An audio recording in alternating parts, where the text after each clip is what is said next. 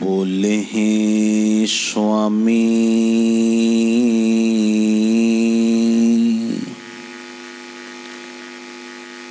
कुदरत कवन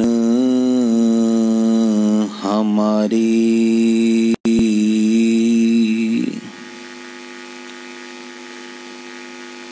साध संग नानक जस गयो,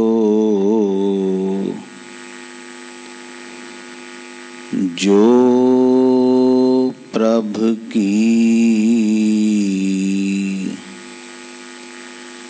अत प्यारी।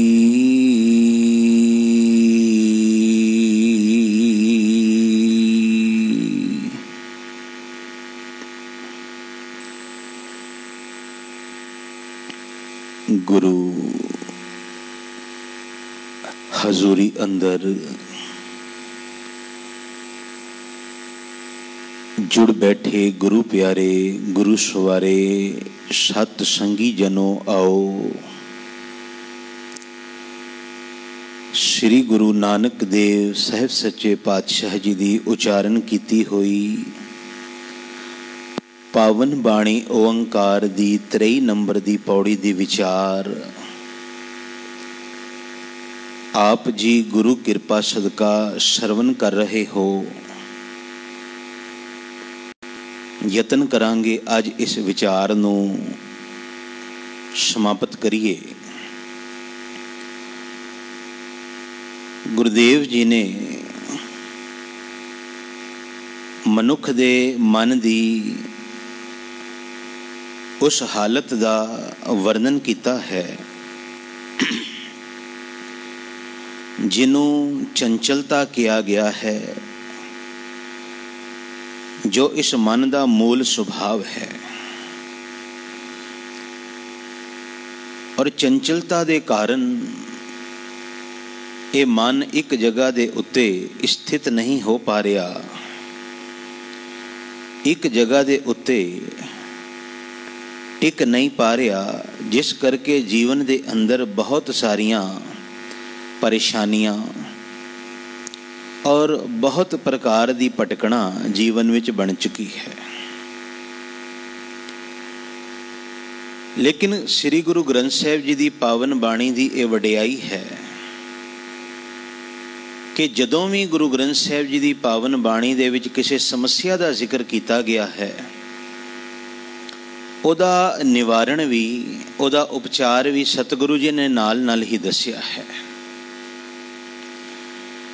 जेकर मन का ना टिकना ये समस्या है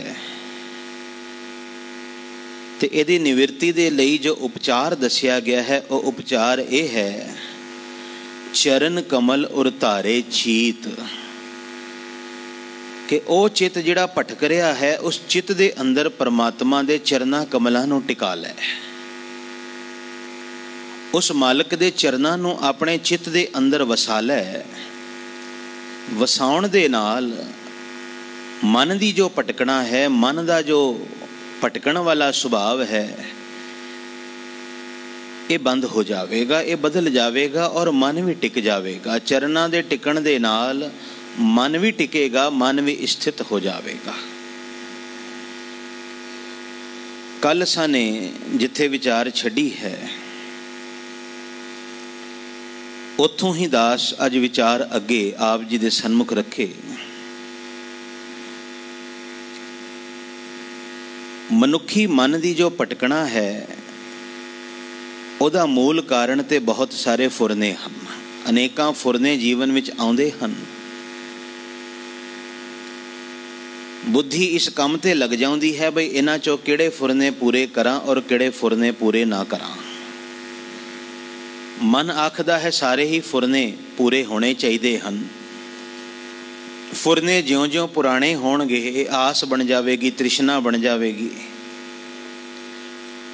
और उतना ही मन का ध्यान, मन की तवज्जो इन्हां फुरनियां दे वल ज़्यादा बनन लग पवेगी। ਜੇ ਫੁਰਨੇ ਕੇਵਲ ਸੋਚਣ ਮਾਤਰ ਨਾਲ ਪੂਰੇ ਹੋ ਜਾਂਦੇ ਤੇ ਫਿਰ ਤੇ ਸਾਰੀ ਦੁਨੀਆ ਦੇ ਫੁਰਨੇ ਪੂਰੇ ਹੋ ਜਾਣੇ ਸਨ, ਕੁਝ ਕਰਨ ਦੀ ਲੋੜ ਨਹੀਂ ਸੀ ਪੈਣੀ। ਪਰੰਤੂ ਫੁਰਨਿਆਂ ਨੂੰ ਸਕਾਰਤ ਕਰਨ ਦੇ ਲਈ, ਉਹਨਾਂ ਨੂੰ ਪੂਰਾ ਕਰਨ ਦੇ ਲਈ ਜੀਵਨ ਦੇ ਅੰਦਰ ਬੜੇ ਵੱਡੇ ਉਦਮ ਦੀ ਲੋੜ ਪੈਂਦੀ ਹੈ।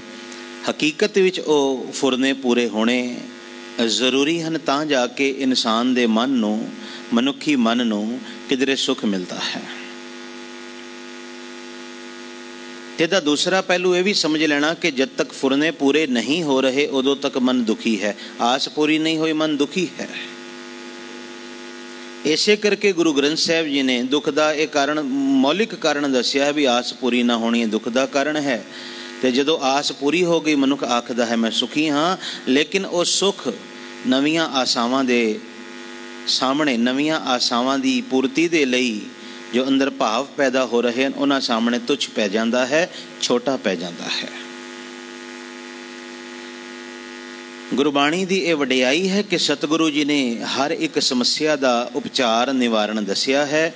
ਮੈਂ ਨਿਵਾਰਨ ਦੇ ਉੱਤੇ ਹੀ ਅੱਜ ਗੱਲ ਕਰਨੀ ਹੈ ਕਿ ਸਭ ਤੋਂ ਸਰਲ ਤਰੀਕਾ ਤੇ ਇਹ ਹੈ, ਪਾਤਸ਼ਾਹ ਆਖਦੇ ਕਿ ਜੋ ਧਿਆਨ, ਜੋ ਤੇਰਾ ਧਿਆਨ ਹੈ ਤੇਰੇ ਅੰਦਰ, ਇਸ ਧਿਆਨ ਨੂੰ ਤੂੰ ਧੁਨੀ ਦੇ ਵਿੱਚ ਜੋੜ ਲੈ।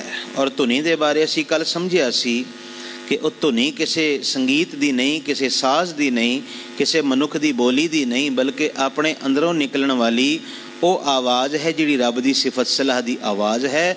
ਸਿਫਤ ਸਲਾਹ ਇਸ ਰੂਪ ਵਿੱਚ ਵਾਹਿਗੁਰੂ। ਇਹਦੇ ਅਰਥ ਹੀ ਹਨ ਬਈ ਹੇ ਗੁਰੂ ਤੂੰ ਵਿਸਮਾਦ ਹੈ, ਤੂੰ ਵਾਹ ਹੈ, ਤੇਰੀ ਮੈਂ ਉਸਤਤ ਨਹੀਂ ਕਰ ਸਕਦਾ, ਬਸ ਕਿਰਪਾ ਕਰ, ਤੇਰੀ ਇਹ ਵਿਸਮਾਦ ਵਾਲੀ ਜਿਹੜੀ ਅਵਸਥਾ ਹੈ ਇਹਨੂੰ ਵੇਖ ਵੇਖ ਕੇ ਮੇਰਾ ਮਨ ਟਿਕਣ ਲੱਗ ਪਵੇ। ਬਸ ਸਤਿਗੁਰੂ ਜੀ ਦੀ ਪਾਵਨ ਬਾਣੀ ਨੇ ਆਖਿਆ, ਕਹਿੰਦੇ ਜਿਸ ਵੇਲੇ ਕੋਈ ਮਨੁੱਖ ਇੱਥੋਂ ਗੱਲ ਸ਼ੁਰੂ ਕਰੇਗਾ ਕਿ ਆਪਣੇ ਧਿਆਨ ਨੂੰ ਉਹ ਧੁਨ ਵਿੱਚ ਜੋੜ ਦੇਵੇ, ਇਸ ਛੋਟੇ ਜਿਹੇ ਉਦਮ ਦੇ ਨਾਲ ਉਹਦੇ ਚਿੱਤ ਦੀ ਇਕਾਗਰਤਾ ਬਣਨ ਲੱਗ ਪਵੇਗੀ, ਉਹਦਾ ਚਿੱਤ ਟਿਕਣ ਲੱਗ ਪਵੇਗਾ। ਮੈਂ ਖੁਦ ਆਪਣੇ ਜੀਵਨ ਵਿੱਚ ਬਹੁਤੇ ਲੋਕਾਂ ਨੂੰ ਮਿਲਿਆ ਹਾਂ ਜਿਨ੍ਹਾਂ ਨੇ ਕੁਝ ਸਮੇਂ ਦੇ ਅਭਿਆਸ ਤੋਂ ਬਾਅਦ ਆਪਣੇ ਜੀਵਨ ਦਾ ਬਦਲਾਵ ਸਾਂਝਾ ਕੀਤਾ। ਬਈ ਉਹੀ ਮਨ ਜਿਹੜਾ ਗੱਲ ਗੱਲ ਦੇ ਉੱਤੇ ਭਟਕਦਾ ਸੀ ਹੁਣ ਸੋਚਣ ਵਾਲਾ ਬਣ ਗਿਆ ਹੈ। ਸੋਚਣ ਦਾ ਅਰਥ ਕੀ ਹੈ ਕਿ ਹੁਣ ਉਹ ਸਬੁੱਧੀ ਦੀ ਵਰਤੋਂ ਕਰਦਾ ਹੈ। ਕਿਸੇ ਵੀ ਫੁਰਨੇ ਨੂੰ ਪੂਰਾ ਕਰਨ ਦੀ ਜ਼ਿੱਦ ਉਨੀ ਨਹੀਂ ਕਰਦਾ ਜਿੰਨੀ ਇਹ ਪਹਿਲੇ ਕਰਦਾ ਸੀ। ਆਪ ਵੇਖਣਾ ਵਿਚਾਰ ਦੇ ਅੰਦਰ ਇਤਨੀ ਤਾਕਤ ਹੈ, ਇਸ ਧਿਆਨ ਨੂੰ ਧੁਨ ਦੇ ਵਿੱਚ ਜੋੜਨ ਦੀ ਇਤਨੀ ਵੱਡੀ ਤਾਕਤ ਹੈ ਕਿ ਮਨ ਦੀ ਜਿਹੜੀ ਹੱਠ ਹੈ, ਮਨ ਦੀ ਜੋ ਜ਼ਿੱਦ ਹੈ, ਇਹ ਸਹਿਜੇ ਸਹਿਜੇ ਘਟਣ ਲੱਗ ਪੈਂਦੀ ਹੈ। ਔਰ ਇਹ ਜੋ ਮਨ ਹੈ ਇਹਦਾ ਜੋ ਅੜੀ ਵਾਲਾ ਸੁਭਾਵ ਹੈ, ਅੜੀਅਲ ਸੁਭਾਵ ਹੈ, ਇਹ ਸਹਿਜੇ ਸਹਿਜੇ ਪਰਿਵਰਤਿਤ ਹੋਣ ਲੱਗ ਪੈਂਦਾ ਹੈ। ਹੁਣ ਇਹ ਗੱਲ ਮੰਨਣ ਵਾਸਤੇ ਤਿਆਰ ਹੋ ਗਿਆ। ਲੇਕਿਨ ਸਵਾਦ ਉਹਨਾਂ ਲੋਕਾਂ ਨੂੰ ਆਵੇਗਾ ਜਿਹੜੇ ਇਸ ਐਕਸਰਸਾਈਜ਼ ਨੂੰ ਕਰਨਗੇ। ਸਤਿਗੁਰੂ ਆਖਦੇ, ਕਹਿੰਦੇ ਇਸ ਤੋਂ ਬਾਅਦ ਮੈਂ ਕੱਲ ਇੱਕ ਹੋਰ ਬੇਨਤੀ ਕੀਤੀ ਸੀ ਕਿ ਇਸ ਤੋਂ ਅਗਲਾ ਜੋ ਤਰੀਕਾ ਹੈ ਉਹ ਬੜਾ ਸਮਝਣ ਵਾਲਾ ਹੈ ਕਿ ਇਹ ਤੇ ਹੋ ਗਿਆ ਜੀ ਅਭਿਆਸ ਕਰਨਾ, ਕੁਛ ਦੇਰ ਵਾਸਤੇ ਅਭਿਆਸ ਕੀਤਾ ਅਸਾਂ ਨੇ। ਇਸ ਅਭਿਆਸ ਦਾ ਹੋ ਸਕਦਾ ਹੈ ਕਿਸੇ ਦਾ ਸਮਾਂ 10 ਮਿੰਟ ਹੋਵੇ, 15 ਮਿੰਟ ਹੋਵੇ, ਅੱਧਾ ਘੰਟਾ, 1 ਘੰਟਾ। ਇਹ ਅਭਿਆਸ ਇੱਕ ਸੀਮਿਤ ਜਿਹੇ ਸਮੇਂ ਵਾਸਤੇ ਹੈ। ਲੇਕਿਨ ਹੁਣ ਜੋ ਇਹ ਅਭਿਆਸ ਕੀਤਾ ਹੈ ਇਹਨੂੰ ਜੀਵਨ ਵਿੱਚ ਮੈਂ ਕਮਾਵਾਂਗਾ ਕਿਵੇਂ, ਇਹਨੂੰ ਜੀਵਨ ਵਿੱਚ ਲਾਗੂ ਕਿਵੇਂ ਕਰਾਂਗਾ, ਇਹਦੇ ਬਾਬਤ ਵੀ ਸਤਿਗੁਰੂ ਜੀ ਦੀ ਬਾਣੀ ਨੇ ਦੱਸਿਆ। ਕਹਿੰਦੇ ਚਰਨ ਕਮਲ ਉਰ ਧਾਰੇ ਚੀਤ, ਪਰਮਾਤਮਾ ਦੇ ਗੁਣਾਂ ਨੂੰ ਆਪਣੇ ਅੰਦਰ ਵਸਾਉਣਾ ਸ਼ੁਰੂ ਕਰ ਦੇ।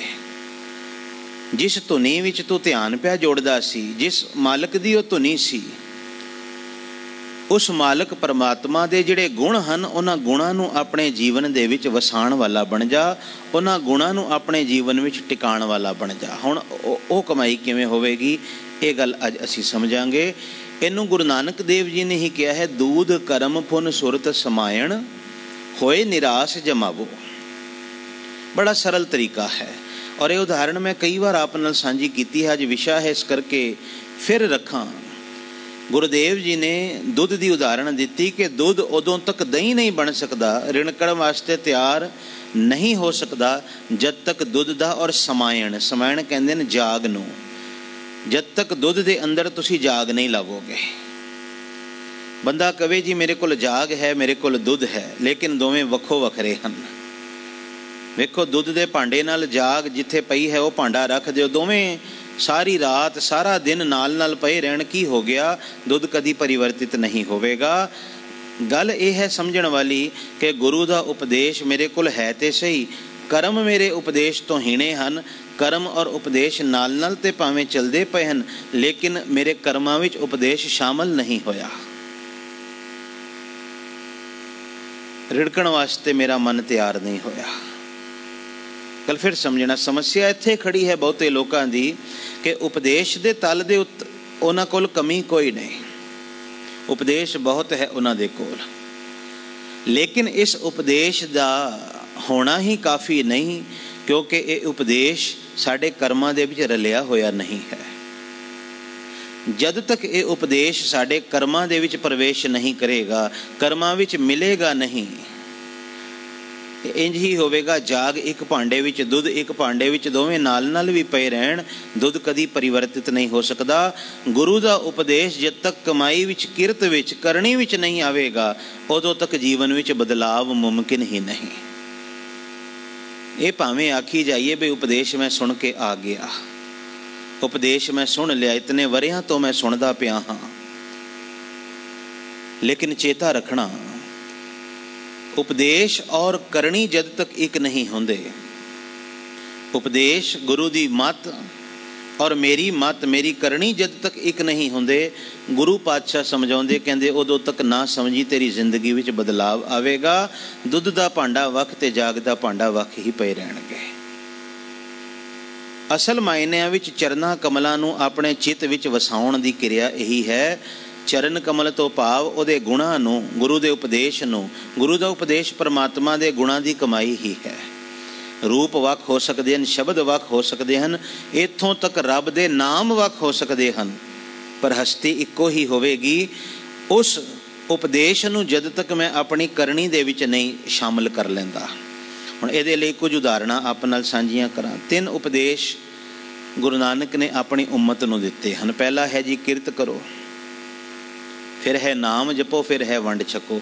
ਜਿਸ ਇਨਸਾਨ ਨੇ ਇਹਨਾਂ 3 ਉਪਦੇਸ਼ਾਂ ਦੀ ਕਮਾਈ ਆਪਣੇ ਜੀਵਨ ਵਿੱਚ ਆਰੰਭ ਕਰ ਲਈ,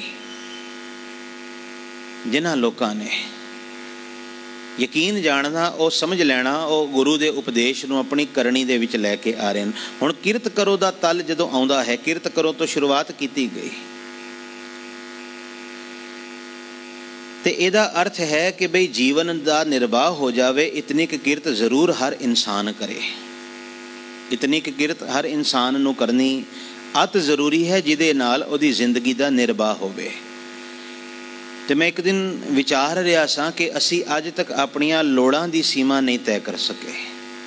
ਤੁਸੀਂ ਕਦੀ ਵੀ ਵੇਖ ਲੈਣਾ, ਸਾਰੀ ਜ਼ਿੰਦਗੀ ਬੰਦਾ ਕਿਰਤ ਕਰੀ ਜਾਏ ਤੇ ਉਹਨੂੰ ਪੁੱਛੀਏ ਵੀ ਕਿਰਤ ਚੋਂ ਉਹ ਚੀਜ਼ ਲੱਭ ਗਈ ਜੋ ਤੈਨੂੰ ਚਾਹੀਦੀ ਸੀ, ਉਹ ਕਹੇਗਾ ਬਹੁਤ ਕੁਝ ਮਿਲਿਆ, ਪਰ ਹਾਲੇ ਉਹ ਨਹੀਂ ਮਿਲਿਆ ਜੋ ਮੈਂ ਚਾਹੁੰਦਾ ਸਾਂ, ਉਸ ਮੁਕਾਮ ਤੇ ਮੈਂ ਨਹੀਂ ਪਹੁੰਚਿਆ, ਔਰ ਕਦੀ ਪਹੁੰਚ ਵੀ ਨਹੀਂ ਪਾਵੇਗਾ।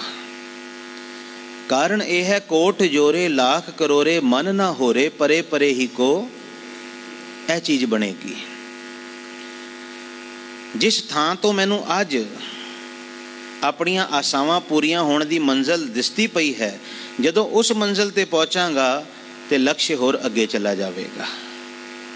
ਇਹਨੂੰ ਕਹਿੰਦੇ ਸਹਸ ਖਟੇ ਲਖ ਕੋ ਉਠ ਧਾਵੇ, ਤ੍ਰਿਪਤ ਨ ਆਵੇ ਮਾਇਆ ਪਾਛੇ ਪਾਵੇ। ਲਕਸ਼ ਹੋਰ ਪਰੇ ਤੋਂ ਪਰੇ ਚਲਾ ਜਾਵੇਗਾ। ਇਸ ਕਰਕੇ ਸਤਿਗੁਰੂ ਜੀ ਨੇ ਸੀਮਾ ਤੈਅ ਕਰ ਦਿੱਤੀ, ਕਹਿੰਦੇ ਨਿਰਵਾਹ ਵਾਸਤੇ ਕਿਰਤ ਕਰ ਜ਼ਰੂਰ, ਉਤਨੀ ਕੁ ਕਰ ਲੈ ਜਿਹਦੇ ਨਾਲ ਨਿਰਵਾਹ ਹੋ ਜਾਵੇ। 6ਵੇਂ ਪਾਤਸ਼ਾਹ ਜੀ ਨੂੰ ਫਿਰ ਦੌਲਤ ਗੁਜਰਾਨ ਦਾ ਰੂਪ ਦੇ ਦੇਣਗੇ, ਗੁਜਰਾਨ ਦੇ ਤਲ ਤੇ ਲੈ ਆਉਣਗੇ।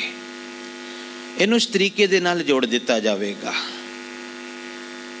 ਇੱਕ ਦਿਨ ਕਿਸੇ ਨੇ ਪੁੱਛ ਵੀ ਲਿਆ ਸੀ, ਕਹਿੰਦੇ ਇਹ ਬੀਬੀਆਂ ਵਿੱਚੋਂ ਕਿਸੇ ਨੇ ਪੁੱਛਿਆ, ਗੱਲ ਬੜੀ ਸਵਾਦਲੀ ਹੈ, ਉਹ ਸਤਸੰਗੀ ਹਨ ਸਾਡੇ ਨਿੱਤ ਦੇ, ਤੇ ਉੱਤਰ ਵੀ ਉਹਨਾਂ ਨੇ ਆਪ ਦਿੱਤਾ। ਮੈਂ ਬੜਾ ਉਸ ਤੋਂ ਪ੍ਰਭਾਵਿਤ ਹੋਇਆ ਉੱਤਰ ਤੋਂ। ਵੀ ਦੇਖੋ, ਸੋਚ ਹੋਵੇ ਨਾ ਤੇ ਇਨਸਾਨ ਕਿਸੇ ਚੀਜ਼ ਨੂੰ ਵੀ ਪੋਜ਼ਿਟਿਵ ਲੈ ਸਕਦਾ ਹੈ। ਉਹ ਆਖਣ ਲੱਗੇ, ਕਹਿੰਦੇ ਠੀਕ ਹੈ, ਚਲੋ ਸਾਡੇ ਜਿਹੜੇ ਘਰ ਵਾਲੇ ਹਨ ਇਹ ਲੋਕ ਤਾਂ ਕਿਰਤ ਕਰਨ ਚਲੇ ਜਾਂਦੇ ਨੇ, ਅਸੀਂ ਕਿਹੜੀ ਕਿਰਤ ਕਰੀਏ, ਅਸੀਂ ਤਾਂ ਸਾਰਾ ਦਿਨ ਘਰ ਵਿੱਚ ਬੈਠੀਆਂ ਰਹਿੰਦੀਆਂ ਹਾਂ, ਕਿ ਅਸੀਂ ਫਿਰ ਇਸ ਉਪਦੇਸ਼ ਨੂੰ ਨਹੀਂ ਮੰਨ ਸਕਦੀਆਂ ਵੀ ਕਿਰਤ ਕਰੋ, ਫਿਰ ਸਾਡੇ ਲਈ ਵੀ ਕਿਰਤ ਕਰਨੀ ਜ਼ਰੂਰੀ ਹੈ। ਅੱਗੋਂ ਉੱਤਰ ਆਪ ਹੀ ਦੇ ਦਿੱਤਾ, ਕਹਿਣ ਲੱਗੇ ਬਈ ਮੈਨੂੰ ਤਾਂ ਇਹ ਪਤਾ ਹੈ ਇਤਨੀ ਗੱਲ ਕਿ ਜੋ ਮੈਂ ਗ੍ਰਸਤੀ ਨੂੰ ਸੰਭਾਲ ਰਹੀ ਹਾਂ, ਆਪਣੀ ਨੇਕ ਨੀਅਤ ਦੇ ਨਾਲ ਆਪਣੇ ਪਰਿਵਾਰ ਨੂੰ ਸੰਭਾਲਣਾ ਮੇਰੀ ਕਿਰਤ ਇਹੀ ਹੈ, ਬਸ ਉਹਨੂੰ ਹੀ ਮੈਂ ਸੱਚੇ ਔਰ ਸੁੱਚੇ ਢੰਗ ਨਾਲ ਕਰ ਲਵਾਂ, ਸ਼ਾਇਦ ਮੈਂ ਗੁਰੂ ਨਾਨਕ ਦੀ ਦ੍ਰਿਸ਼ਟੀ ਵਿੱਚ ਪੂਰੀ ਉਤਰ ਜਾਵਾਂ। ਔਰ ਯਕੀਨ ਜਾਣਨਾ ਉਹਨਾਂ ਦੀ ਇਹ ਗੱਲ ਬਿਲਕੁਲ ਸਹੀ ਹੈ। ਜੋ ਜਿਹਨੂੰ ਜਿਸ ਪ੍ਰਕਾਰ ਦਾ ਮੌਕਾ ਮਿਲਿਆ ਹੈ, ਜਿਸ ਪ੍ਰਕਾਰ ਦੀ ਸੇਵਾ, ਜਿਸ ਪ੍ਰਕਾਰ ਦਾ ਫਰਜ਼ ਨਿਭਾਉਣ ਵਾਸਤੇ ਮਾਲਕ ਨੇ ਜਿੱਥੇ ਲਾਇਆ, ਉਹਨੂੰ ਉਸ ਢੰਗ ਨਾਲ ਉਹ ਨਿਭਾਉਣਾ ਸ਼ੁਰੂ ਕਰ ਦੇਵੇ। ਗੁਰੂ ਨਾਨਕ ਦੀ ਦ੍ਰਿਸ਼ਟੀ ਵਿੱਚ ਉਹ ਕਿਰਤ ਹੈ। ਬੀਬੀਆਂ ਦੀ ਕਿਰਤ ਕੀ ਹੈ? ਘਰ ਨੂੰ ਹੀ ਸਹੀ ਤਰੀਕੇ ਨਾਲ ਸੰਭਾਲ ਲੈਣਾ। ਸੱਚਮੁੱਚ ਉਹਨਾਂ ਦਾ ਉੱਤਰ ਬੜਾ ਵਾਜਬ ਸੀ, ਬਈ ਸਾਡੀ ਕਿਰਤ ਤੇ ਇਹੀ ਹੈ, ਆਪਣੇ ਘਰ ਨੂੰ ਸਹੀ ਤਰੀਕੇ ਦੇ ਨਾਲ ਸੰਭਾਲ ਲੈਣਾ, ਫਿਰ ਨਾਮ ਜਪਣਾ, ਫਿਰ ਵੰਡ ਛਕਣਾ। ਇੱਥੋਂ ਗੱਲ ਸ਼ੁਰੂ ਹੋਵੇਗੀ, ਗੱਲ ਖਤਮ ਨਹੀਂ ਹੋਵੇਗੀ, ਇੱਥੋਂ ਗੱਲ ਸ਼ੁਰੂ ਹੋਵੇਗੀ। ਨਾਮ ਜਪਣ ਦਾ ਜਦੋਂ ਗੁਰੂ ਗ੍ਰੰਥ ਸਾਹਿਬ ਜੀ ਦੇ ਵਿੱਚ ਫਿਰ ਜ਼ਿਕਰ ਆਵੇਗਾ, ਇੱਥੇ ਸਤਿਗੁਰੂ ਜੀ ਨੇ ਬੜਾ ਸਪਸ਼ਟੀਕਰਨ ਦੇ ਦਿੱਤਾ। ਕਹਿਣ ਲੱਗੇ ਨਾਮ ਜਪਣਾ ਬੜਾ ਸਰਲ ਹੈ, ਔਰ ਇੱਕ ਅਵਸਥਾ ਐਸੀ ਆ ਜਾਂਦੀ ਹੈ ਜਦੋਂ ਰੱਬ ਦੀ ਸਦੀਵੀ ਯਾਦ ਅੰਦਰ ਜ਼ਿਹਨ ਵਿੱਚ ਬਣ ਜਾਂਦੀ ਹੈ, ਅੰਦਰ ਉਹ ਯਾਦ ਆਉਣ ਲੱਗ ਪੈਂਦਾ ਹੈ। ਤੇ ਇਸ ਗੁਣ ਤੋਂ ਬਾਅਦ ਮਨੁੱਖ ਨੂੰ ਵਾਰ-ਵਾਰ ਕਹਿਣਾ ਨਹੀਂ ਪੈਂਦਾ ਵੰਡ ਛਕ, ਉਹਨੂੰ ਸਾਰਾ ਪਰਿਵਾਰ ਆਪਣਾ ਟੱਬਰ ਦਿਸਣ ਲੱਗ ਪੈਂਦਾ ਹੈ, ਸਾਰਿਆਂ ਦੇ ਲਈ ਉਹ ਜੀਣ ਲੱਗ ਪੈਂਦਾ ਹੈ। ਪਰ ਗੱਲ ਦੀ ਆਰੰਭਤਾ ਕਿੱਥੋਂ ਹੋਵੇਗੀ? ਛੋਟੇ ਛੋਟੇ ਗੁਣਾਂ ਨੂੰ, ਰੱਬੀ ਗੁਣਾਂ ਨੂੰ ਆਪਣੇ ਚਿੱਤ ਵਿੱਚ ਧਾਰਨਾ, ਆਪਣੇ ਮਨ ਵਿੱਚ ਵਸਾਉਣਾ। ਚਰਨ ਕਮਲ ਉਰ ਧਾਰੇ ਚੀਤ, ਜਿਹੜਾ ਚਿੱਤ ਵਿੱਚ ਧਾਰਨ ਲੱਗ ਪਵੇਗਾ। ਇਹਨੂੰ ਫਿਰ ਦੁਹਰਾ ਦੇਵਾਂ, ਪਹਿਲੇ ਤੇ ਧੁਨ ਵਿੱਚ ਧਿਆਨ ਲੈ ਕੇ ਆਉਣਾ ਹੈ, ਅਭਿਆਸ ਥੋੜ੍ਹੀ ਦੇਰ ਜ਼ਰੂਰ ਕਰਨਾ ਹੈ ਹਰ ਕਿਸੇ ਨੇ, ਤੇ ਅਭਿਆਸ ਕਰਕੇ ਨਹੀਂ ਸਮਝ ਜਾਣਾ ਕਿ ਬਈ ਹੁਣ ਕੰਮ ਪੂਰਾ ਹੋ ਗਿਆ। ਜਿੱਥੇ ਨਾਮ ਬਾਣੀ ਦਾ ਅਭਿਆਸ ਸਾਡੀ ਸਿੱਖ ਰਹਿਤ ਮਰਿਆਦਾ ਨੇ ਸਾਨੂੰ ਦਿੱਤਾ ਹੈ, ਉੱਥੇ ਯਾਦ ਰੱਖਣਾ ਇਹ ਵੀ ਦੱਸਿਆ ਗਿਆ ਹੈ ਗੁਰਬਾਣੀ ਵਿੱਚ, ਹੋਰ ਰਹਿਤਨਾਮਿਆਂ ਦੇ ਵਿੱਚ, ਕਿ ਸਿੱਖ ਧਰਮ ਦੀ ਕਿਰਤ ਕਰੇ, ਨਾਮ ਜਪੇ, ਵੰਡ ਛਕੇ। ਇਸ ਪ੍ਰਕਾਰ ਦਾ ਸਾਰਾ ਜੀਵਨ ਦੱਸਿਆ ਗਿਆ। ਔਰ ਜਿੱਥੋਂ ਤੱਕ ਹੋ ਸਕੇ ਪਰਮਾਤਮਾ ਦੇ ਗੁਣਾਂ ਨੂੰ ਆਪਣੇ ਜੀਵਨ ਵਿੱਚ, ਆਪਣੇ ਮਨ ਵਿੱਚ ਕਮਾਉਣ ਦਾ ਯਤਨ ਕਰੇ, ਉਹਦੇ ਗੁਣਾਂ ਨੂੰ ਆਪਣੇ ਜੀਵਨ ਵਿੱਚ ਲੈ ਕੇ ਆਵੇ। ਜਿਉਂ-ਜਿਉਂ ਗੁਣ ਜੀਵਨ ਵਿੱਚ ਆਉਣਗੇ, ਗੁਰੂ ਪਾਤਸ਼ਾਹ ਆਖਦੇ ਚਿਰ ਜੀਵਨ ਚੇਤਨ ਨਿਤ ਨੀਤ, ਦੋ ਦਾਤਾਂ ਉਹਨੂੰ ਮਿਲਣਗੀਆਂ ਮਾਲਕ ਦੇ ਦਰ ਤੋਂ। ਇੱਕ ਤੇ ਚਿਰ ਜੀਵਨ ਮਿਲ ਜਾਵੇਗਾ, ਦੂਸਰਾ ਚੇਤਨ। ਆਪ ਅਗਰ ਥੋੜ੍ਹਾ ਜਿਹਾ ਗੌਰ ਨਾਲ ਵੇਖੋ, ਚਿਰ ਦਾ ਰਾਰਾ, ਜੀਵਨ ਦਾ ਨੰਨਾ ਤੇ ਚੇਤਨ ਦਾ ਨੰਨਾ ਸਾਰੇ ਔਂਕੜ ਵਾਲੇ ਹਨ। ਇਹਦਾ ਬੜਾ ਵੱਡਾ ਵਿਆਕਰਣ ਦਾ ਕਾਰਨ ਹੈ ਪਿੱਛੇ। ਚਿਰ ਜੀਵਨ ਤੇ ਆਪਣੇ ਆਪ ਵਿੱਚ ਇਹ ਦੋਵੇਂ ਸ਼ਬਦ ਜੁੜੇ ਹੋਏ ਹਨ। ਚੇਤਨ ਜੋ ਹੈ ਇੱਕ ਉਸ ਅਵਸਥਾ ਦਾ ਨਾਮ ਹੈ, ਇੱਥੇ ਅਵਸਥਾ ਦਾ ਨਾਮ ਹੈ ਚੇਤਨ, ਜੋ ਜਾਗਰਤ ਅਵਸਥਾ ਹੈ, ਅਰਥਾਤ ਉਹ ਅਵਸਥਾ ਜਿਹਦੇ ਵਿੱਚ ਮਨ ਕਦੀ ਸੌਂਦਾ ਨਹੀਂ, ਮਨ ਸੁਚੇਤ ਹੋ ਜਾਂਦਾ ਹੈ। ਇਹਨੂੰ ਇੰਝ ਆਖਦੇ ਸੁਚੇਤ ਮਨ ਉਹਨੂੰ ਮਿਲ ਗਿਆ, ਮਨ ਦੀ ਸੁਚੇਤਤਾ ਉਹਨੂੰ ਮਿਲ ਗਈ। ਔਰ ਚਿਰ ਜੀਵਨ ਦਾ ਅਰਥ ਹੈ ਉਹ ਜੀਵਨ ਜਿਹੜਾ ਸਦੀਵੀ ਹੈ, ਜਿਸ ਜੀਵਨ ਦੀ ਕਦੀ ਮੌਤ ਨਹੀਂ ਹੁੰਦੀ, ਅਰਥਾਤ ਜਨਮ ਔਰ ਮਰਨ ਤੋਂ ਆਤਮਾ ਦੀ ਮੁਕਤੀ ਹੋ ਗਈ। ਗੱਲ ਸਮਝਣਾ ਧਿਆਨ ਨਾਲ। ਜਨਮ ਹੋਣ ਤੋਂ ਪਹਿਲੇ ਆਤਮਾ ਨੂੰ ਜਿਸ ਸਰੀਰ ਵਿੱਚ ਪਾਇਆ ਗਿਆ, ਉਸ ਸਰੀਰ ਦਾ ਜਨਮ ਹੋਇਆ, ਆਤਮਾ ਨੂੰ ਕੱਢ ਲਿਆ ਗਿਆ, ਅਸੀਂ ਆਖਦੇ ਸਰੀਰ ਦੀ ਮੌਤ ਹੋ ਗਈ। ਆਤਮਾ ਨਹੀਂ ਮਰਿਆ, ਆਤਮਾ ਦੀ ਤੇ ਜਰਨੀ ਚਲਦੀ ਰਹੀ। ਗੁਰੂ ਪਾਤਸ਼ਾਹ ਆਖਦੇ, ਕਹਿੰਦੇ ਆਤਮਾ ਦਾ ਵਾਰ-ਵਾਰ ਸਰੀਰਾਂ ਵਿੱਚ ਆਉਣਾ ਤੇ ਉਹਨੂੰ ਸਰੀਰਾਂ ਚੋਂ ਕੱਢਣਾ, ਇਹ ਬੰਦ ਹੋ ਜਾਵੇਗਾ। ਜਨਮ ਮਰਨ ਦਾ ਪ੍ਰਸੰਗ ਬੰਦ ਹੋ ਜਾਵੇਗਾ। ਵਾਰ-ਵਾਰ ਆਤਮਾ ਨੂੰ ਗਰਭ ਜੋਨੀਆਂ 'ਚ ਨਹੀਂ ਪਾਇਆ ਜਾਏਗਾ, ਵਾਰ-ਵਾਰ ਸਰੀਰਾਂ 'ਚੋਂ ਬਾਹਰ ਨਹੀਂ ਕੱਢਿਆ ਜਾਏਗਾ। ਇਹਨੂੰ ਕਹਿੰਦੇ ਚਿਰ ਜੀਵਨ। ਤੇ ਚਿਰ ਜੀਵਨ ਦਾ ਦੇਖੋ, ਅਸੀਂ ਜਿਹੜਾ ਪੁਰਬ ਮਨਾਉਣਾ ਹੈ ਨਾ ਕੱਲ ਆਪ ਕਈ ਰਾਗੀਆਂ ਤੋਂ ਸੁਣੋਗੇ, ਅੰਮ੍ਰਿਤ ਪੀਵੋ ਸਦਾ ਚਿਰ ਜੀਵੋ ਹਰ ਸਿਮਰਤ, ਇਹ ਸ਼ਬਦ ਆਪ ਸੁਣੋਗੇ। ਔਰ ਸੱਚ ਜਾਣਨਾ, ਅੰਮ੍ਰਿਤ ਪਾਨ ਕਰਨਾ, ਗੁਰੂ ਦੀ ਦਿੱਤੀ ਹੋਈ ਦਾਤ ਜਿੱਥੇ ਜ਼ਰੂਰੀ ਹੈ, ਉੱਥੇ ਨਾਮ ਦਾ ਅੰਮ੍ਰਿਤ ਨਾਲ ਸਿੱਖ ਨੇ ਜਿੱਥੋਂ ਤੱਕ ਹੋ ਸਕੇ ਉਸ ਅੰਮ੍ਰਿਤ ਨੂੰ ਪੀਣਾ ਹੈ। ਇੱਥੇ ਇੱਕ ਬੇਨਤੀ ਮੈਂ ਜ਼ਰੂਰ ਨਾਲ ਕਰ ਦੇਵਾਂ, ਬਈ ਜਿਹੜੇ ਨਿਗੁਰੇ ਹਨ, ਗੁਰੂ ਵਾਲੇ ਨਹੀਂ ਬਣੇ, ਉਹ ਜ਼ਰੂਰ ਯਤਨ ਕਰੋ ਬਈ ਇਸ ਵਾਰ ਅਸੀਂ ਜਹਾਜ਼ ਚੜ੍ਹ ਜਾਈਏ। ਕੱਲ ਅੰਮ੍ਰਿਤ ਸੰਚਾਰ ਵੀ ਹੈ, तो आप जी ये भी यतन करो कि असी अमृत की दात गुरु कोलों लईए ताकि साडा अमृत पीण तो बाद चिर जीवन हो जावे। अमृत पीवो सदा चिर जीवो। जद तक गुरु वाले नहीं बनांगे, जद तक गुरु दे जहाज़ नहीं चढ़ांगे।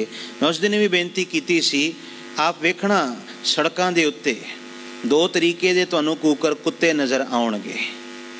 एक वो जिन्हां दे गल विच पटा पिया होया है, जिन्हां दे नाल जिन्हां दा मालक है, उन्हां कुत्तियां वल कोई अख चुक के भी नहीं देख सकता, कोई कुछ नहीं कह सकता उन्हां नूं।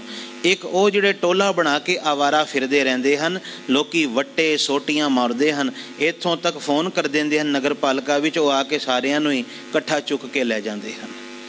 इत्थों एक गल जरूर नोट करना बई, जिहदे गले विच मालक दा पट्टा होवे ना, ਉਹਦੇ ਵੱਲ कोई घूर भी नहीं सकता, कोई देख नहीं सकता, ਉਹਨੂੰ हथ भी कोई नहीं ला सकता। गुरु गोबिंद सिंह साहब जी का पट्टा जिन्हां सिखां दे गले विच है, यकीन जानना उन्हां दा कोई कुछ जम आदिक नहीं बिगाड़ सकता। वो गुरु के कूकर बन जाते हैं। और 2 मिनट लई मैं ये विचार जरूर खोलांगा। बुल्ले शाह ने जो कुत्तियां की गल की ना,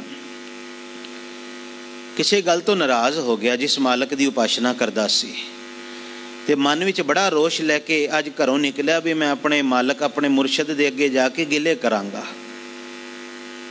बड़ा अंदर रोष भरिया पीता जिन्हों असीं कहंदे ना घरों निकलिया, बड़ा रोष इहदे मन दे विच। और घरों निकलदा जा रहा है, की वेखदा है थोड़ी दूर गया एक हवेली है सामने, ते हवेली दा मालक अपने पालतू कुत्ते नूं धक्के दे के बाहर पिया कढदा है। हथ विच उहने छितर फड़िया है जिन्हों जुत्ती आख दईए, ते उस कुत्ते दे मूँह ते जुत्ती मारदा है। कुत्ता थोड़ा जा पिछे होके फिर मालक दे पैर चट्टन लग पैंदा है, फिर दुम हिलाण लग पैंदा है। मालक क्रोध नाल उहनूं मारदा है, ये थोड़ा जा पिछे होया फिर मालक नूं चंबड़न लग पैंदा है। 5-7 मिनट इन्हें वेख्या ते अखीर मालक जुत्ता मार मार के थक गया। कुत्ता जुत्ते खा के नहीं थकिया, वो फिर मालक दे चरनां ते डिग जावे। अखीर मालक नूं इस करनी ते तरस आ गया, उन्हें कुत्ते नूं बाहां विच लै लिया, बड़ा प्यार दिता ते घर रोटी दे दी, उन्होंने पेट भर के रोटी दी, सब कुछ दे के फिर उन्होंने घर दे विच दाखिल कर लिया। बुल्ले शाह दियां अखां चों ऐसे अथरू निकले, उस वेले रोण लग पिया। और रोंदियां रोंदियां मन दी भावना नूं उन्हें शब्दां दा जामा पहना दिता। कहने लगा, बुलिया तेरे नालों ते कुत्ता कितना वफादार है, कितना सियाणा है, कितनी सोजी है इनू। ਇਹਦੇ मालक ने प्रतख रूप विच इनू जुत्ते मारे, जुत्तियां मारियां, लेकिन ये अपने मालक दा घर छड़ के किसी पासे नहीं जाता। तैनू थोड़ी जी तकलीफ आ गई, तैनू थोड़ा जा दुख आया तो तू अपने मालक दा घर छड़ के इधर उधर भजन लग पिया। लानत बुलिया तेरे उत्ते लानत, अपने आप नू लानतां पाईयां। इत्थे एक गल जरूर समझ लेना, ये गल केवल इत्थे मुक नहीं जाउंदी, ये सुभाव दी गल है। सुभाव जरूर वेखना साडा कैसा है। सानू ते सचमुच इतनी मार नहीं पैंदी कदी भी जिंदगी दे विच, जिवें उस कुत्ते नूं जुत्तियां पियां पैंदियां सी। ये भी रब दी करनी सी, उन्हें उस बुल्ले नूं सिक्ख्या देण वास्ते शायद कौतक रचिया होवे और उहदे राहीं सानू ये सिक्ख्या मिल सके। ताई ते अज असीं ये गल याद पे करदे हां। उन्हें शब्दां दे विच कुछ 2-3 पंक्तियां लिख दित्तियां और वो पंक्तियां अज तक दुनिया वाले गाउंदे हन। जदों भी वफादारी दी गल आवे, उन्हें पंक्तियां लिखियां, ए मालक दा दर कदे ना छड्ड दे, जे मारन 100-100 जुत्ते।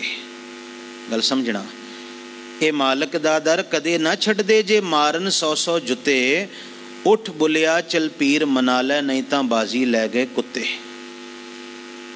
ये बुल्ले दे बोल सन। बई थोड़ी थोड़ी गल दे उत्ते तू अपने मालक नूं गिले शिकवे उलामे देण वास्ते तुर पैंदा है। वेख उस कुत्ते नूं इतने जुत्ते उहदे मूँह ते पए, उहदे मालक ने आप मारिया, लेकिन उन्हें मालक दा दर नहीं छड्डिया।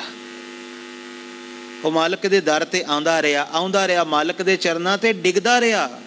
सच जानना, जिस दिन गुरु गोबिंद सिंह साहब जी दे चरनां ते असी इंज डिग गए, जिस दिन गुरु दा पटा असी अपने गले विच पवा लिया और अरदास कर दिती, पातशाह जे सुख दे तां तुझे आराधी, दुख पी तुझे ते आई, जे भुख देह तां इतही राजा, दुख विच सुख मनाई, ਯਕੀਨ ਜਾਣਨਾ ਗੁਰੂ ਕਲਗੀਧਰ ਪਾਤਸ਼ਾਹ ਸਾਡੇ ਉੱਤੇ ਅਤ ਪ੍ਰਸੰਨ ਹੋਣਗੇ, ਕਹਿਣਗੇ ਤੂੰ ਮੇਰਾ ਸੱਚਾ ਸਿੱਖ ਹੈ। ਔਰ ਯਕੀਨ ਜਾਣਨਾ ਸਾਨੂੰ ਆਪਣੇ ਘਰ ਦੇ ਵਿੱਚ ਦਾਖਲ ਕਰ ਲੈਣਗੇ, ਅਸੀਂ ਭਟਕਾਂਗੇ ਨਹੀਂ ਕਦੀ। ਕਿਉਂਕਿ ਪਾਲਤੂ ਹੋਵੇ ਨਾ ਜਿਹੜਾ ਕੂਕਰ, ਪਟਾ ਪਿਆ ਹੋਵੇ, ਉਹਨੂੰ ਕੋਈ ਹੱਥ ਤੱਕ ਨਹੀਂ ਲਾ ਸਕਦਾ। ਜਿਹੜਾ ਹੱਥ ਲਾਏਗਾ ਪਤਾ ਹੈ ਇਹਦਾ ਮਾਲਕ ਆ ਜਾਵੇਗਾ। ਫੜੇ ਤੇ ਉਹ ਜਾਂਦੇ ਹਨ ਜਿਹੜੇ ਆਵਾਰਾ ਹਨ, ਜਿਹੜੇ ਲਵਾਰਿਸ ਹਨ, ਇੱਧਰ ਉੱਧਰ ਭਟਕਣ ਵਾਲੇ ਹਨ। ਯਕੀਨ ਜਾਣਨਾ ਆਪਣੇ ਮਨ ਵਿੱਚ, ਆਪਣੇ ਮਨ ਤੋਂ ਪੁੱਛੋ ਕਿ ਮੈਂ ਲਵਾਰਿਸ ਹਾਂ ਜਾਂ ਮੇਰਾ ਕੋਈ ਮਾਲਕ ਹੈ, ਕਿ ਮੇਰਾ ਸਵਾਮੀ ਹੈ ਜਾਂ ਮੈਂ ਐਵੇਂ ਆਵਾਰਾ ਇੱਧਰ ਉੱਧਰ ਫਿਰਦਾ ਪਿਆ ਹਾਂ। ਜੇ ਮੈਂ ਆਵਾਰਾ ਫਿਰ ਰਿਹਾ ਹਾਂ ਤੇ ਅਰਦਾਸ ਕਰੋ ਗੁਰੂ ਕਲਗੀਧਰ ਪਾਤਸ਼ਾਹ ਕਿਰਪਾ ਕਰ ਆਪਣਾ ਪਟਾ ਮੇਰੇ ਗਲੇ ਵਿੱਚ ਪਾ ਦੇ ਤਾਂ ਕਿ ਮੈਂ ਭਟਕਾਂ ਨਾ। ਇਹ ਅਰਦਾਸ ਜ਼ਰੂਰ ਕਰਿਓ ਮਾਲਕ ਦੇ ਅੱਗੇ ਔਰ ਇਹ ਪ੍ਰੇਰਨਾ ਲੈਣਾ। ਇੱਥੋਂ ਵੀ ਗੱਲ ਸ਼ੁਰੂ ਹੋਵੇਗੀ ਚਰਨ ਕਮਲ ਉਰ ਧਾਰੇ ਚੀਤ ਦੀ, ਕਿਉਂਕਿ ਨਿਗੁਰੀ ਭਗਤੀ ਨਹੀਂ ਨਾ, ਗੁਰੂ ਵਾਲੇ ਬਣਾਂਗੇ, ਭਗਤੀ ਕਰਾਂਗੇ, ਆਪ ਵੇਖਣਾ ਗੁਰੂ ਆਪ ਸਹਾਈ ਹੋਵੇਗਾ।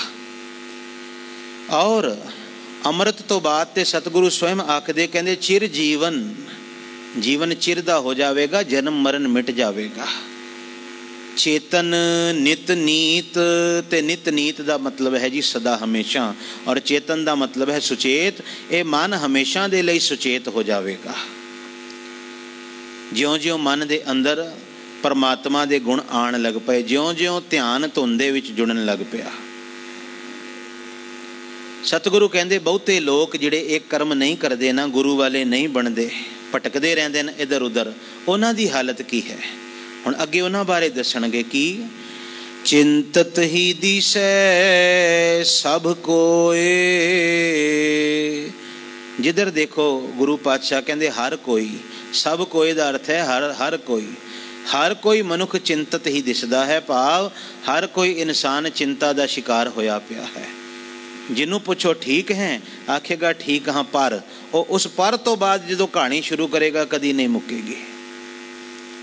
ਤੁਲਸੀਦਾਸ ਨੇ ਇਹ ਗੱਲ ਕਹੀ ਸੀ ਕਿ ਜਦੋਂ ਕਿਸੇ ਦਾ ਹਾਲ ਚਾਲ ਪੁੱਛਣ ਜਾਂਦਾ ਹਾਂ, ਇਹ ਸੋਚ ਕੇ ਕਿ ਬਈ ਚਲੋ ਮੈਂ ਤੇ ਦੁਖੀ ਹਾਂ, ਦੂਸਰੇ ਕੋਲ 10 ਮਿੰਟ ਬੈਠਾਂਗਾ, ਸੁੱਖ ਦੇਵੇਗਾ ਉਹ, ਕਿਉਂਕਿ ਉਹ ਸੁਖੀ ਦਿਸ ਰਿਹਾ ਹੈ। ਆ ਵੇਖਣਾ, ਜਿੱਥੋਂ ਅਸੀਂ ਕਿਸੇ ਨੂੰ ਦੇਖ ਰਹੇ ਹਾਂ ਨਾ, ਜਿਸ ਪੁਆਇੰਟ ਤੋਂ, ਉਹ ਸਾਨੂੰ ਸੁਖੀ ਦਿਸ ਰਿਹਾ ਹੈ, ਤੇ ਦੂਸਰਾ ਜਦੋਂ ਸਾਨੂੰ ਦੇਖਦਾ ਹੈ ਉਹ ਸਮਝਦਾ ਹੈ ਇਹਦੇ ਘਰ ਸੁੱਖ ਹੈ। ਸੱਚ ਇਹ ਹੈ, ਸੁੱਖ ਕਿਸੇ ਦੇ ਘਰ ਵਿੱਚ ਨਹੀਂ। ਸਾਜ਼ੋ ਸਾਮਾਨ ਤੇ ਦਿਸੇਗਾ ਤੁਹਾਨੂੰ ਲੋਕਾਂ ਦੇ ਘਰ ਵਿੱਚ, ਵੱਡੇ ਵੱਡੇ ਘਰ ਤੇ ਦਿਸਣਗੇ ਤੁਹਾਨੂੰ, ਬਹੁਤ ਸਾਰਾ ਪਸਾਰਾ ਤੇ ਦਿਸੇਗਾ, ਲੇਕਿਨ ਸੁੱਖ ਨਹੀਂ ਦਿਸਣ ਵਾਲਾ। ਯਕੀਨ ਜਾਣਨਾ, ਕਿਉਂਕਿ ਸੁੱਖ ਸਾਜ਼ੋ ਸਮਾਨ ਨਾਲ ਨਹੀਂ ਆਉਂਦਾ। ਜੇ ਸਾਜ਼ੋ ਸਮਾਨ ਨਾਲ, ਮਹਿਲ ਮਾੜੀਆਂ ਨਾਲ ਸੁੱਖ ਆਉਂਦਾ, ਗੁਰੂ ਅਰਜੁਨ ਦੇਵ ਜੀ ਕਦੇ ਨਾ ਲਿਖਦੇ ਸਗਲ ਸ੍ਰਿਸ਼ਟ ਕੋ ਰਾਜਾ ਦੁਖੀਆ। ਜਿਹੜਾ ਸਾਰੀ ਸ੍ਰਿਸ਼ਟੀ ਦਾ ਹੀ ਰਾਜਾ ਬਣ ਜਾਵੇ, ਉਹਨੂੰ ਗੁਰੂ ਅਰਜੁਨ ਦੇਵ ਜੀ ਕਹਿੰਦੇ ਹੈ ਇਹ ਵੀ ਵਿਚਾਰਾ ਦੁਖੀ। ਫਿਰ ਸੁਖੀ ਕਿਵੇਂ ਹੋਏਗਾ? ਹਰ ਕਾ ਨਾਮ ਜਪਤ ਹੋਏ ਸੁਖੀਆ। ਸੁੱਖ ਤੇ ਕਿੱਥੇ ਹੈ ਜੀ? ਨਾਮ ਨੂੰ ਜਪਣ ਤੋਂ ਬਾਅਦ ਹੀ। ਤੁਲਸੀਦਾਸ ਲਿਖਦਾ, ਕਹਿੰਦੇ ਮੈਂ ਉਮੀਦ ਲਾ ਕੇ ਕਿਸੇ ਦੇ ਕੋਲ ਗਿਆ ਸਾਂ, ਇਸ ਭਾਵਨਾ ਨਾਲ ਬਈ ਇਹਦੇ ਘਰ ਵਿੱਚ ਸੁੱਖ ਬੜਾ ਹੈ, ਇਹਦੇ ਘਰ ਵਿੱਚ ਬਹੁਤ ਕੁਝ ਦਿਸਦਾ ਪਿਆ, ਸ਼ਾਇਦ ਇਹਦੇ ਕੋਲ ਸੁੱਖ ਹੋਵੇ। ਜਾ ਕੇ ਹਲੇ ਪੁੱਛਿਆ ਹੀ, ਹੋਰ ਮਿੱਤਰਾ ਕੀ ਹਾਲ ਹੈ ਤੇਰਾ? ਉਹਨੇ ਪਹਿਲਾ ਬੋਲ ਤੇ ਇਹ ਕਿਹਾ ਵੀ ਮੈਂ ਠੀਕ ਹਾਂ।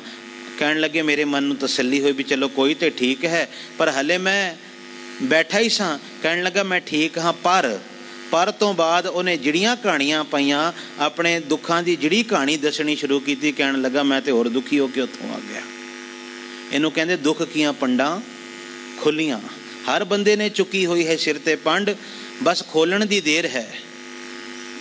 ਤੇ ਦੂਸਰਾ ਜਿਹੜਾ ਆਪਣੇ ਆਪ ਨੂੰ ਦੁਖੀ ਸਮਝ ਰਿਹਾ ਸੀ ਨਾ, ਜਦੋਂ ਕਿਸੇ ਦੇ ਨੇੜੇ ਹੋ ਕੇ ਵੇਖਣਾ, ਤੁਸੀਂ ਰੱਬ ਦਾ ਸ਼ੁਕਰਾਨਾ ਕਰੋਗੇ ਵੀ ਮੇਰੇ ਕੋਲ ਇਤਨੇ ਦੁੱਖ ਨਹੀਂ ਸਨ। ਮੈਂ ਤੇ ਸੋਚ ਰਿਹਾ ਸੀ ਕੱਲਾ ਮੈਂ ਦੁਖੀ ਹਾਂ, ਕੱਲਾ ਮੈਂ ਨਹੀਂ, ਦੁਨੀਆ ਸਾਰੀ ਦੁਖੀ ਹੈ। ਬਾਬੇ ਫਰੀਦ ਨੇ ਇੱਕ ਬੋਲ ਲਿਖਿਆ, ਫਰੀਦਾ ਮੈਂ ਜਾਣਿਆ ਦੁੱਖ ਮੁਝ ਕੋ ਦੁੱਖ ਸਬਾਇਆ ਜਗ। ਪਹਿਲੇ ਸਮਝਦਾ ਸਾਂ ਵੀ ਮੇਰੇ ਘਰ ਹੀ ਕੱਲਾ ਦੁੱਖ ਹੈ, ਨਹੀਂ, ਚਿੰਤਾ ਦਾ ਰੋਗ ਤੇ ਚਿੰਤਤ ਹੀ ਦਿਸੈ ਸਭ ਕੋਈ। ਅੱਜ ਦੀਆਂ ਪੰਕਤੀਆਂ, ਸਾਰੇ ਘਰਾਂ ਵਿੱਚ ਇਹ ਬਿਮਾਰੀ ਫੈਲੀ ਹੋਈ ਹੈ। ਪਰ ਜਦੋਂ ਉੱਪਰ ਚੜਿਆ ਨਾ, ਪਹਿਲੇ ਤੇ ਸੋਚਦਾ ਸਾਂ ਮੈਂ ਦੁਖੀ ਹਾਂ, ਮੈਂ ਹੀ ਚਿੰਤਿਤ ਹਾਂ। ਉੱਚਾ ਚੜ੍ਹ ਕੇ ਦੇਖਿਆ ਘਰ ਘਰ ਇਹ ਅੱਗ ਤੇ ਚਿੰਤਾ ਦੀ ਹਰ ਘਰ ਵਿੱਚ ਬਲਦੀ ਪਈ ਹੈ। ਇੱਥੋਂ ਤੱਕ ਮੈਂ ਬੇਨਤੀ ਕਰਾਂ, ਅਸ ਤੇ ਛੋਟੇ ਛੋਟੇ ਬੱਚੇ ਵੀ ਨਹੀਂ ਬਚੇ ਹੋਏ। ਅਸੀਂ ਉਹਨਾਂ ਨੂੰ ਵੀ ਪੜ੍ਹਾਈ ਦਾ ਬੋਝ ਪਾ ਕੇ ਉਹਨਾਂ ਦੇ ਵਿੱਚ ਇਤਨੀ ਚਿੰਤਾ ਪਾ ਦਿੱਤੀ, ਵਿਚਾਰੇ ਸੌਂ ਵੀ ਨਹੀਂ ਪਾਉਂਦੇ ਰਾਤ ਨੂੰ। ਵੀ ਸਵੇਰੇ ਇਹ ਟੈਸਟ ਹੈ, ਸਵੇਰੇ ਉਹ ਹੈ, ਉਹ ਹੈ। ਉਹ ਵਿਚਾਰੇ ਵੀ ਚਿੰਤਾ ਦੇ ਅਗਨੀ ਵਿੱਚ ਜਲਦੇ ਪਏ ਹਨ। ਯਕੀਨ ਜਾਣਨਾ, ਉਹ ਬਚਪਨ ਵੀ ਉਹਨਾਂ ਦਾ ਸਾਰਾ ਗਵਾਚ ਗਿਆ ਕਿਧਰੇ। ਜੀਵਨ ਦੇ ਹਰ ਪੜਾਵ ਦੇ ਵਿੱਚ ਇਤਨੀ ਵੱਡੀ ਤੋਂ ਵੱਡੀ ਚਿੰਤਾ ਦੀ ਅੱਗ ਪਈ ਬਲਦੀ ਹੈ ਕਿ ਕੋਈ ਵਿਰਲਾ ਹਿਰਦਾ ਐਸਾ ਹੋਵੇਗਾ ਜਿਹੜਾ ਇਸ ਚਿੰਤਾ ਤੋਂ ਬਚਿਆ ਹੋਵੇਗਾ। ਸਤਿਗੁਰੂ ਪਰ ਨਾਲ ਨਿਵਾਰਨ ਦੱਸਦੇ, ਕਹਿੰਦੇ ਬਚਣ ਦਾ ਇੱਕ ਉਪਾਅ ਹੈ, ਇੱਕੋ ਇੱਕ ਉਪਾਅ ਹੈ ਚਿੰਤਾ ਤੋਂ ਬਚਣ ਦਾ। ਕੀ ਉਪਾਅ ਹੈ ਜੀ? ਚੇਤਹਿ ਏਕ ਤਹੀਂ ਸੁਖ ਹੋਏ। ਚਿੰਤਾ ਦਾ ਨਿਵਾਰਨ ਕੇਵਲ ਇੱਕ ਉਪਾਅ ਨਾਲ ਹੋ ਸਕਦਾ ਹੈ, ਉਹ ਹੈ ਚੇਤਹਿ ਏਕ। ਇਹਦਾ ਅਰਥ ਹੈ ਏਕ ਚੇਤਹਿ। ਏਕ ਦਾ ਕੱਕਾ ਔਂਕੜ ਵਾਲਾ ਹੈ, ਇੱਕ ਵਚਨ ਵਿੱਚ ਰੱਬ ਦਾ ਸੂਚਕ ਹੈ। ਇੱਕ ਅਕਾਲ ਪੁਰਖ ਵਾਹਿਗੁਰੂ ਨੂੰ ਅਗਰ ਉਹ ਚੇਤਾ ਕਰਨ ਲੱਗ ਪੈਣ, ਉਹਦੇ ਗੁਣਾਂ ਰਾਹੀਂ ਉਹਨੂੰ ਯਾਦ ਕਰਨ ਲੱਗ ਪੈਣ, ਉਸ ਪਰਮਾਤਮਾ ਦੀ ਧੁਨੀ ਵਿੱਚ ਅਗਰ ਉਹ ਆਪਣਾ ਧਿਆਨ ਜੋੜਨ ਲੱਗ ਪੈਣ, ਤਹੀਂ ਦਾ ਮਤਲਬ ਹੈ ਉਸ ਥਾਂ 'ਤੇ ਉਹਨਾਂ ਦੇ ਹਿਰਦਿਆਂ ਦੇ ਵਿੱਚ ਫਿਰ ਸੁਖ ਆਉਣ ਲੱਗ ਪਵੇਗਾ, ਸੁਖ ਪ੍ਰਗਟ ਹੋਣ ਲੱਗ ਪਵੇਗਾ। ਤਹੀਂ ਸੁਖ ਹੋਏ, ਉੱਥੇ ਸੁਖ ਪੈਦਾ ਹੋਣ ਲੱਗ ਪਵੇਗਾ। ਇਹਨੂੰ ਇੰਝ ਸਮਝ ਲੈਣਾ, ਹਿਰਦੇ ਵਿੱਚ ਚੇਤੇ ਦਾ ਬੀਜ ਬੋ ਦਿਓ, ਇਸ ਚੇਤੇ ਦੇ ਬੀਜ ਨੂੰ ਸੁਖ ਦਾ ਫਲ ਜ਼ਰੂਰ ਲੱਗੇਗਾ। ਕਿਉਂਕਿ ਹਰ ਫਲ ਨੂੰ ਪਾਉਣ ਵਾਸਤੇ ਕੋਈ ਨਾ ਕੋਈ ਬੀਜ ਪਹਿਲੇ ਧਰਤੀ ਨੂੰ ਦੇਣਾ ਪੈਂਦਾ ਹੈ। ਹਿਰਦਾ ਧਰਤੀ ਹੈ, ਹਿਰਦੇ ਦੀ ਧਰਤੀ ਨੂੰ ਅਗਰ ਚੇਤੇ ਦਾ ਬੀਜ ਦਿਓਗੇ, ਪ੍ਰਭੂ ਦੇ ਗੁਣਾਂ ਦਾ ਬੀਜ ਦਿਓਗੇ, ਸਿਮਰਨ ਦਾ ਬੀਜ ਦਿਓਗੇ, ਤੇ ਇਸ ਸਿਮਰਨ ਦੇ ਬੀਜ ਨੂੰ ਹਮੇਸ਼ਾ ਮਿੱਠਾ ਰਸਦਾਇਕ ਸੁਖ ਦਾ ਫਲ ਹਮੇਸ਼ਾ ਲੱਗੇਗਾ। ਕਿਉਂਕਿ ਸੁਖ ਦਾ ਫਲ ਕੇਵਲ ਸਿਮਰਨ ਦੇ ਬੀਜ ਨੂੰ ਲੱਗਦਾ ਹੈ। ਇਹ ਗੱਲ ਹਮੇਸ਼ਾ ਆਪਣੀ ਜ਼ਿੰਦਗੀ ਵਿੱਚ ਯਾਦ ਰੱਖਣਾ। ਜੇ ਸੁਖ ਚਾਹੀਦਾ ਹੈ ਤੇ ਗੁਰੂ ਤੇਗ ਬਹਾਦਰ ਸਾਹਿਬ ਜੀ ਨੇ ਜਿਵੇਂ ਕਿਹਾ ਨਾ, ਜੋ ਸੁਖ ਕੋ ਚਾਹੇ ਸਦਾ ਸਰਨ ਰਾਮ ਕੀ ਲਹੇ। ਹੁਣ ਸਰਨ ਲੈਣਾ ਕੀ ਹੈ, ਸ਼ਰਨੀ ਆਣਾ ਕੀ ਹੈ? ਉਸ ਪਰਮਾਤਮਾ ਦਾ ਸਿਮਰਨ ਕਰਨਾ। ਰੱਬ ਦੀ ਸੇਵਾ ਵੀ ਉਹਦਾ ਸਿਮਰਨ ਹੈ, ਰੱਬ ਦੀ ਸ਼ਰਨ ਆਉਣਾ ਵੀ ਉਹਦਾ ਸਿਮਰਨ ਹੈ। ਗੁਰੂ ਪਾਤਸ਼ਾਹ ਆਖਦੇ, ਕਹਿੰਦੇ ਤੂੰ ਸ਼ਰਨ ਵਿੱਚ ਆ ਕੇ ਸਿਮਰਨ ਕਰ, ਵੇਖ ਪਨਾਹ ਲੈ ਲੈ ਉਸ ਮਾਲਕ ਦੀ, ਕਿਸੇ ਹੋਰ ਦਰ ਤੇ ਜਾਣ ਬਾਰੇ ਨਾ ਸੋਚ, ਇੱਕ ਦਾ ਹੋ ਕੇ ਰਹਿ। ਜੇ ਮਾਰਨ 100 ਜੁੱਤੇ, ਕੀ ਹੋਇਆ? ਦੁੱਖ ਸੁੱਖ ਤੇ ਆਉਣਗੇ ਜੀਵਨ ਵਿੱਚ, ਪਰ ਤੂੰ ਅਡੋਲ ਰਹਿ ਉਸ ਕੁੱਤੇ ਦੀ ਤਰ੍ਹਾਂ। ਵੇਖੀ ਮਾਲਕ ਨੇ ਚੁੱਕ ਕੇ ਆਪ ਤੈਨੂੰ ਕਿਤਨਾ ਪਿਆਰ ਕਰਨਾ ਹੈ। ਇੱਕ ਵਾਰ ਜਰਨਾ ਤੇ ਸਿੱਖ ਨਾ, ਇੱਕ ਵਾਰ ਧੀਰਜ ਵਾਲੇ ਗੁਣ ਨੂੰ ਨਾਲ ਲੈ ਕੇ ਤੁਰ ਤੇ ਸਹੀ। ਵੇਖ ਤੇਰੀ ਜ਼ਿੰਦਗੀ ਵਿੱਚ ਕਿਤਨੇ ਵੱਡੇ ਪਰਿਵਰਤਨ ਔਰ ਬਦਲਾਵ ਆ ਜਾਣਗੇ। ਗੁਰੂ ਪਾਤਸ਼ਾਹ ਸਮਝਾਉਂਦੇ, ਕਹਿੰਦੇ ਚੇਤਹਿ ਏਕ ਤਹੀਂ ਸੁਖ ਹੋਏ, ਚਿੱਤ ਵਸੈ ਰਾਚੈ ਹਰਿ ਨਾਏ। ਸਤਿਗੁਰੂ ਕਹਿੰਦੇ ਚੇਤਿਆ ਕਰਦੇ ਕਰਦੇ ਕਰਦੇ ਕਰਦੇ, ਕਿਉਂਕਿ ਜਿਸ ਦਿਨ ਚੇਤਾ ਸ਼ੁਰੂ ਕਰਾਂਗੇ ਨਾ, ਜ਼ਰੂਰੀ ਨਹੀਂ ਉਸੇ ਦਿਨ ਉਹ ਚਿੱਤ ਵਿੱਚ ਆ ਵਸੇ। ਗੱਲ ਇਹ ਸਮਝਣ ਵਾਲੀ ਹੈ। ਚੇਤਾ ਤੇ ਹੋ ਸਕਦਾ ਹੈ ਅਸੀਂ ਲੰਮੇ ਸਮੇਂ ਤੋਂ ਕਰ ਰਹੀ ਹੋਈਏ, ਪਰ ਜੇ 1 ਲੱਖ ਲੋਕ ਉਸ ਮਾਲਕ ਦਾ ਚੇਤਾ ਪਏ ਕਰਦੇ ਹਨ ਤੇ ਸਾਰਿਆਂ ਦੇ ਚਿੱਤ ਵਿੱਚ ਉਹ ਵਸ ਨਹੀਂ ਜਾਂਦਾ। ਕੋਈ ਭਾਗਾਂ ਵਾਲੇ ਹਨ ਜਿਨ੍ਹਾਂ ਦੇ ਚਿੱਤ ਵਿੱਚ ਉਹ ਆ ਵਸਦਾ ਹੈ। ਗੁਰੂ ਪਾਤਸ਼ਾਹ ਕਹਿੰਦੇ ਚੇਤਾ ਕਰਦੇ ਕਰਦੇ ਕਰਦੇ, ਤੂੰ ਅਭਿਆਸ ਨਾ ਛੱਡ, ਤੂੰ ਉਦਮ ਨਾ ਛੱਡ, ਤੂੰ ਅਰਦਾਸ ਨਾ ਛੱਡ। ਚੇਤਾ ਕਰਦੇ ਕਰਦੇ ਉਹ ਮਾਲਕ ਜਦੋਂ ਆਪ ਤੇਰੇ ਚਿੱਤ ਵਿੱਚ ਆ ਕੇ ਵਸ ਜਾਏਗਾ। ਜਿਹਦੇ ਚਿੱਤ ਵਿੱਚ ਪਰਮਾਤਮਾ ਵਸਦਾ ਹੈ ਔਰ ਜੋ ਪਰਮਾਤਮਾ ਦੇ ਨਾਮ ਦੇ ਵਿੱਚ ਰਾਚੇ ਦਾ ਅਰਥ ਹੈ ਰਚ ਜਾਂਦਾ ਹੈ, ਮਸਤ ਹੋ ਜਾਂਦਾ ਹੈ, ਲੀਨ ਹੋ ਜਾਂਦਾ ਹੈ। ਜੋ ਪਰਮਾਤਮਾ ਦੇ ਨਾਮ ਵਿੱਚ ਲੀਨ ਹੋ ਜਾਂਦਾ ਹੈ, ਗੁਰੂ ਪਾਤਸ਼ਾਹ ਆਖਦੇ, ਕਹਿੰਦੇ ਉਹਨੂੰ ਰੱਬ ਦੇ ਦਰ ਤੋਂ ਇੱਕ ਬੜੀ ਕੀਮਤੀ ਦਾਤ ਮਿਲਦੀ ਹੈ। ਉਹ ਦਾਤ ਕੀ ਹੈ ਜੀ? ਮੁਕਤ ਭਇਆ ਪਤ ਸਿਉ ਘਰ ਜਾਏ। ਉਹ ਸਾਰੇ ਬੰਧਨਾਂ ਤੋਂ ਮੁਕਤ ਹੋ ਜਾਂਦਾ ਹੈ। ਜਿਤਨੇ ਬੰਧਨ ਮਾਇਆ ਦੇ ਹਨ, ਉਹਨਾਂ ਸਾਰੇ ਬੰਧਨਾਂ ਤੋਂ ਉਹ ਆਜ਼ਾਦ ਹੋ ਜਾਂਦਾ ਹੈ।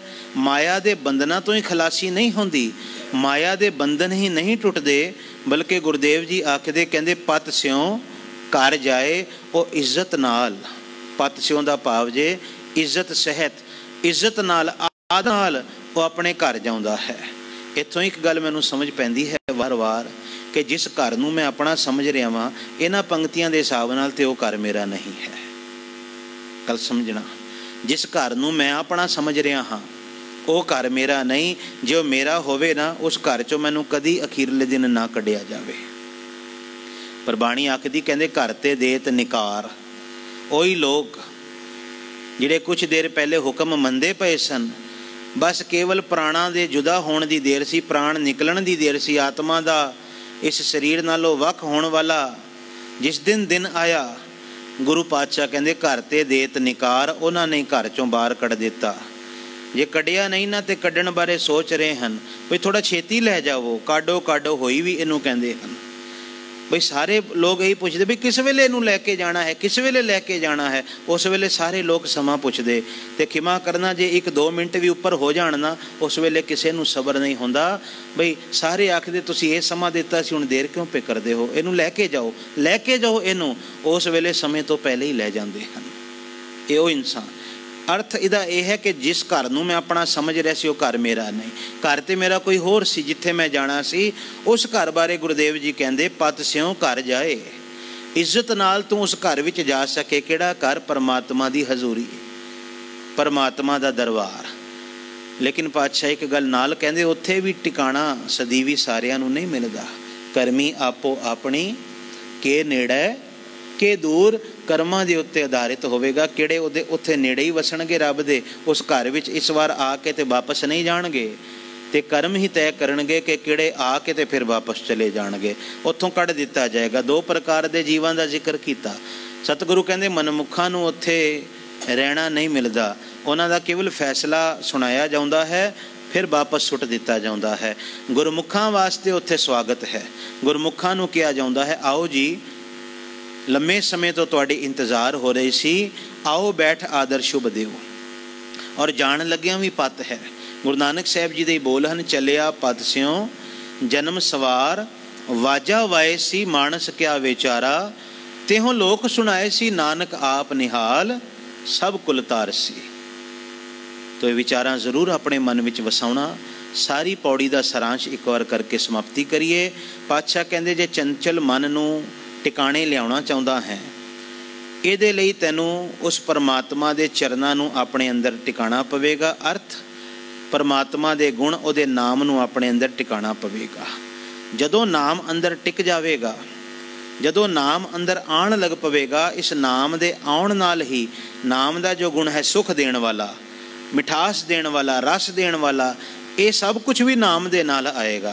जिवें एक उदाहरण कह के समाप्ति करा, तुसी घर विच फल लैके आओ, सेब लैके आओ, तो सेब दा रस भी तो तुसी नाल लैके आए, सेब दी मिठास भी तो तुसी नाल लैके आए, तो उस सेब दे अंदर जिहड़े बीज हैं जे उन्हां नूं बो दिओ ते अगे कितने पेड़ सेबां दे नाल लैके आ गए।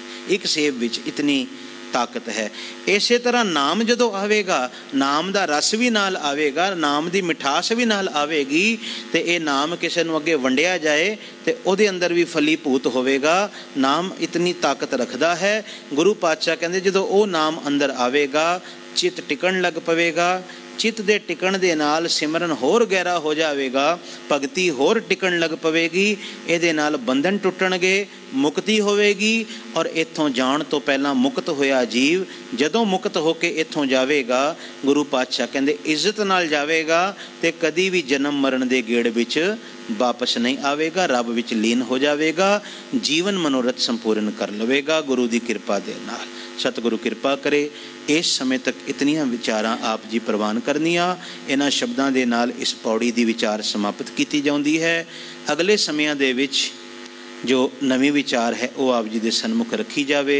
एक ज़रूरी बेनती है, अज शाम का जो विशेष दीवान है, जिवें आप जी नूं दसिया जा रहा है, संगति रूप दे विच सोदर रहराज साहब जी का पाठ होवेगा। उपरंत रोज़ाना के समय ते ही समाप्ति होवेगी। बीबी सिमरन कौर जी लुधियाने तो आ रहे हैं, उन्होंने कीर्तन दे नाल आप जी नूं जोड़ना है। इन्हां दीवानां विच भी आप जी ने शमूलियत करनी।